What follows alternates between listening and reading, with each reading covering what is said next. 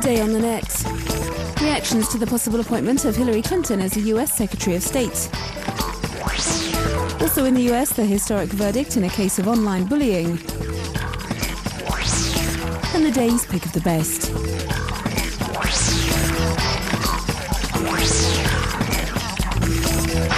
Today, the American president-elect should be officially naming Hillary Clinton as Secretary of State.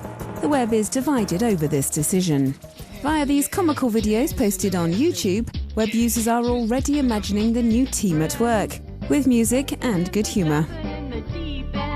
On a more serious note, these bloggers are pleased about this potential appointment. They believe Clinton has all the qualities required to manage America's diplomacy.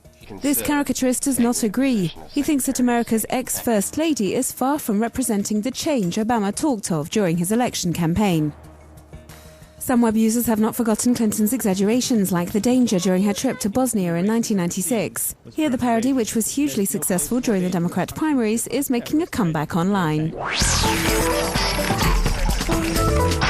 An historic verdict in the United States. Lori Drew, a housewife, has been convicted of computer fraud in a case of cyberbullying. 2 years ago, this woman from Missouri created a false identity on MySpace and used it to bully Megan Meyer, a 13-year-old neighbor. As we can see in this online tribute, the teenager ended up committing suicide. Lori Drew was found guilty of 3 counts of indictment. The jury remained deadlocked on a charge of conspiracy. She faces a $300,000 fine and 3 years in prison. The announcement of this verdict has revived the cyberbullying debate on the blogosphere. This Korean suggests more protection of privacy via Facebook and MySpace and warn parents of the threats these networks represent.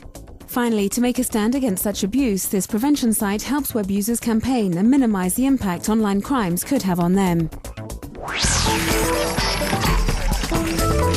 It is now technically possible to send digital photos from 30 million kilometers away from Earth. NASA has just demonstrated this during an experiment hoping to create the first deep space communications network.